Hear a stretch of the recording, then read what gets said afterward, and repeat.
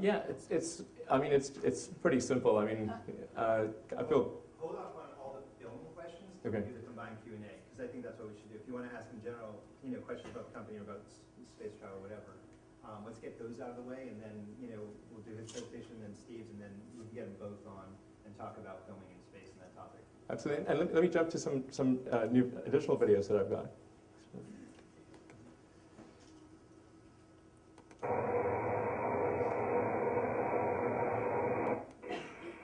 So this is our big rocket, the Falcon 9 that I was talking about, that we aspired to make fully reusable. This is the first stage firing of the Falcon 9. 5, 4, 3, 2, 1.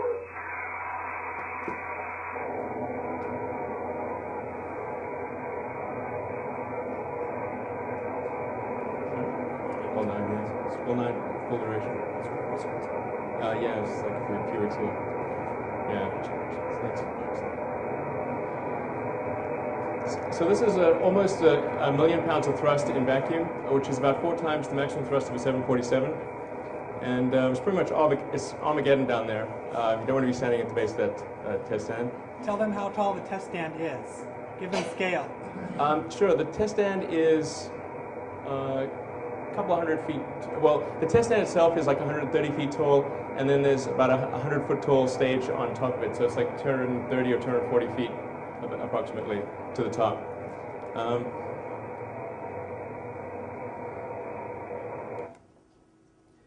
And now I'll jump into. So this is like intended for Congress. That's why it's got this music.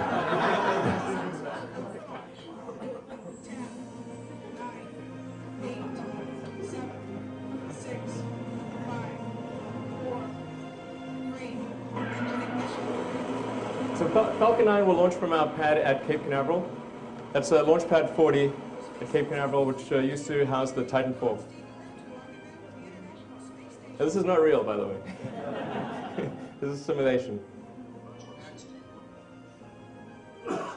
So the contract SpaceX has right now is to demonstrate cargo transfer to the space station and return of experiments to Earth.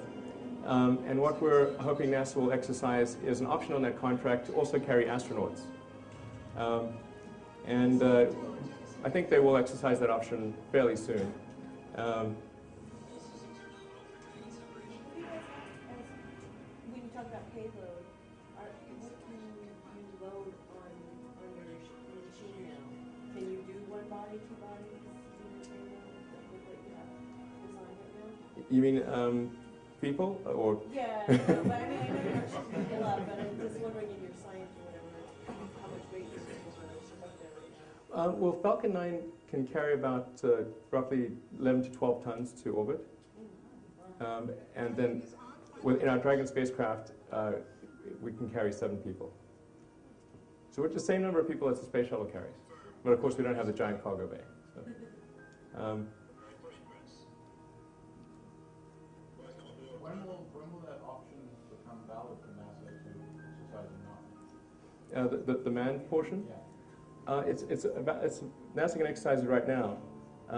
There isn't currently there aren't currently funds appropriated for what's called COTS-D, which COTS is Commercial Orbital Transportation Services, option D, which is manned. But in the stimulus bill that's being crafted, we're hopeful that there will be a portion of the stimulus bill that will include money for COTS-D. How big is your legal team? Like 3 lawyers. SpaceX as a whole is 600 people. Has the legal red tape been daunting, or? There's quite a lot of legal red tape. There's also a lot of regulatory stuff that has to, which isn't done by the lawyers. It's done by the engineers who have to comply with the regulations. Because in order for us to go to the space station, we have to meet the same regulatory requirements that the space shuttle does, or that the Europeans, or actually more than the Russians do. The Russians are a little, they have their own rules. How much did you draw upon the existing or retired NASA engineers? We have actually a lot of people at SpaceX that used to work at NASA or JPL. So I'm not sure the exact percentage, but it's maybe 5 to 10% of our engineers. we also hire a lot of people straight out of school and also from the big aerospace companies and from companies that are not in the space arena.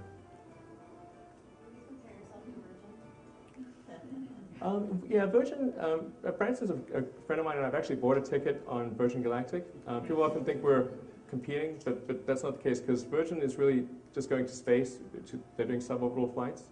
So the energy of the Virgin ship is it's less than 2% of the energy of our vehicle. What's your opinion on elevators to space? Is that realistic? I always liked Charlie and the Chocolate Factory. I think that's where the idea comes from. I do, yeah. No, basically,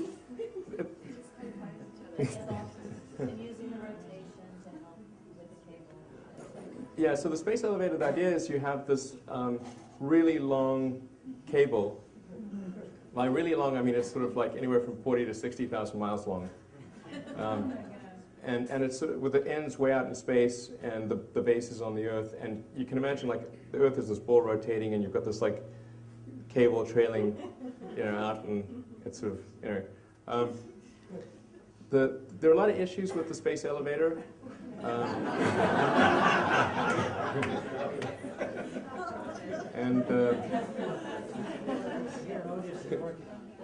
There's a lot of issues, and I mean, this is it also does rely on super strong materials, carbon nanotubes, and until we build, say, a carbon nanotube footbridge, then I think we should not really be thinking too much about building a 60,000 mile elevator. And it's possible that somebody may figure out how to do a space elevator and make it workable at some point in the future, but there's got to be a huge amount of business going to space before that's feasible. And then, of course, you get to the end of the elevator, but then you've got to go somewhere from there. So there's got to be a spacecraft that picks you up at the end of the elevator anyway. So the elevator is just sort of getting you out of that initial portion of the gravity well. It's not this century. Are there any fuel options that are greener than the kerosene mix that you're using right now? Well, you could use hydrogen and oxygen. That's not a bad choice.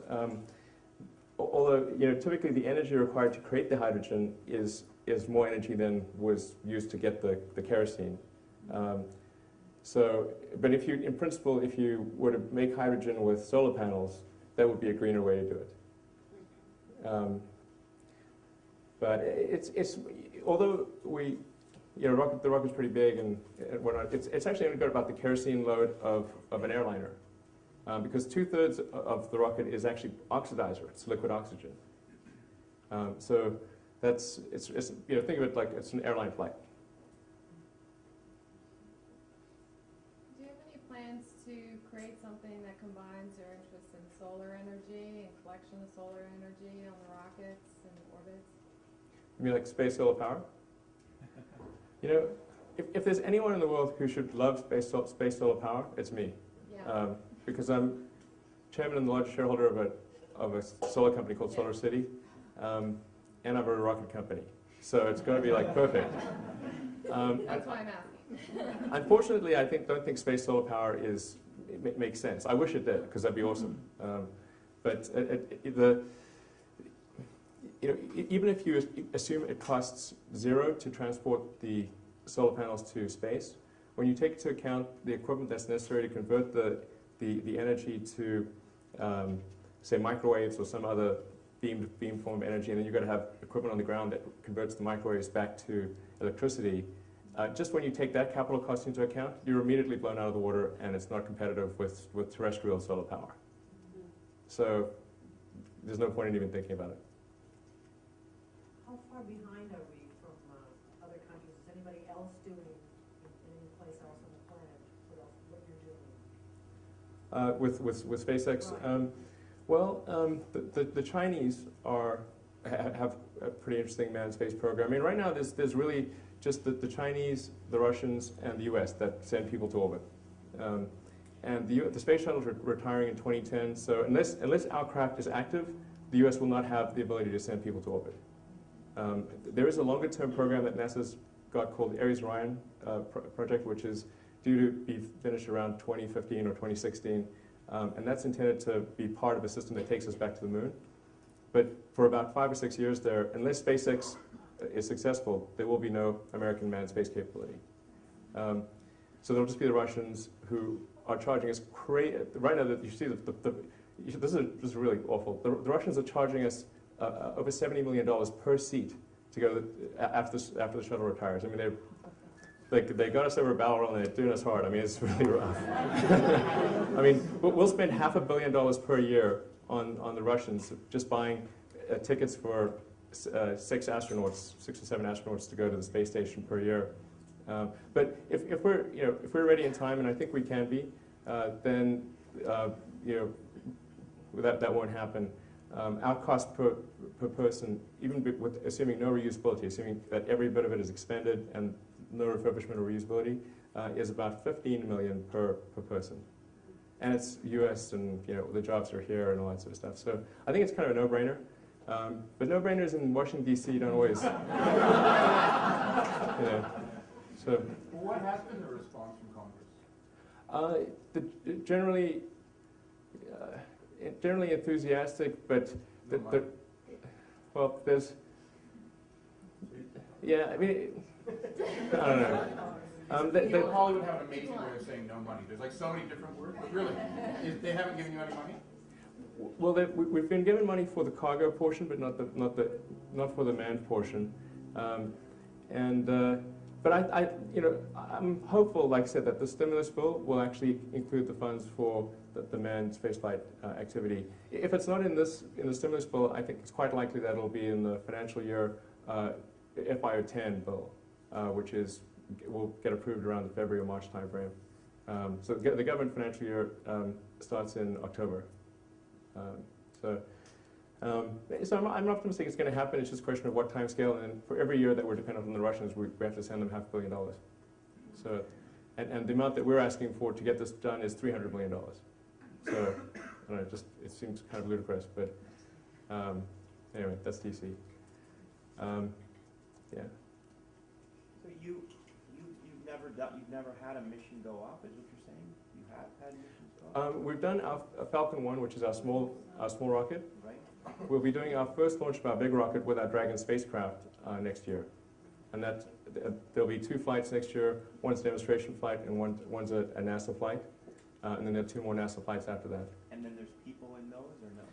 No, because we've not had the crew portion of our contract has not been turned on. Okay, so you're saying you're hoping to get the $300 million to be able to? Yeah, to basically add the incremental crew capability, and most of that money is for demonstrating the system reliability. Once you have the technology figured out, what prevents you from having, I don't know, 10 launches? Well, 10 launches a day would be super fast for over rockets. Well, but just using economies of scale. We do need to get to the point where we can do 10 launches a day. And one of the design goals for Falcon 9 is that it can go from in the hangar to in the air in under 60 minutes, which would be super, super fast for a rocket, particularly a big rocket. Now, it's going to take several flights before we get there, but as long as we lay the foundation, make sure that the design is capable of that, then we can at least have the possibility of getting to a flight an hour or so in the future. Is your cargo telecommunications satellites, or are you delivering to the space station? Well, for NASA, our current NASA missions are just for delivery of cargo to the space station and return of experiments to Earth. For Falcon 9, so there's a Falcon 9 booster and then there's a Dragon spacecraft. The Dragon spacecraft goes to the space station. A Falcon 9 booster carries satellites. It'll do Earth observation satellites, and it'll do communication satellites, forecast satellites, that kind of thing. So we're launching a UK broadcast satellite towards the end of next year, a geostationary satellite. So that really goes pretty far out there, 22,000 miles altitude. Are there sort of developing issues about who controls and manages satellites and sort of the international implications of that and our military? Yeah, so there's a few questions bound up there. Like who controls the satellites? The satellites generally are, if a satellite is broadcasting, then that broadcast spectrum is controlled by the International Telecommunications Union. So that's kind of a UN body, I think. Yeah, you have to get permission from the ITU to get broadcast, to get bandwidth. To just go up there, all you need is permission from your national government. And in the US, if it's a commercial or non-government mission, the FAA governs it. If it's a military mission, the military does whatever they want. And then if it's NASA, NASA does whatever they want. So who regulates all that? Globally? There really isn't a global, the only global regulatory authority is the International Telecommunications Union, and that just governs spectrum. How much does it cost just refuel for each separate mission? So if you ever got to 5 to 10 missions, Yeah. like you were saying, what would that cost? Well, that's a good question, because that sets the minimum cost of a mission. Right. 'Cause if you had perfect refurbishment and had no operations cost, the fuel and oxidizer cost is really super low. It's for our big rocket, it's only a couple $100,000. For our small rocket, it's about $30,000 or $40,000. So it's, if you just look at the propellant cost, it's very, very cheap. In projecting that into the future, would you see those costs precipitously going down? I wouldn't say going down, but Holding stable? yeah, I think the cost of kerosene, which is kind of jet fuel, is going to go up over time, but I think it's not going to be a big factor for rocket launch costs. And the cost of liquid oxygen is just really the cost of electricity, because you can just compress and liquefy air.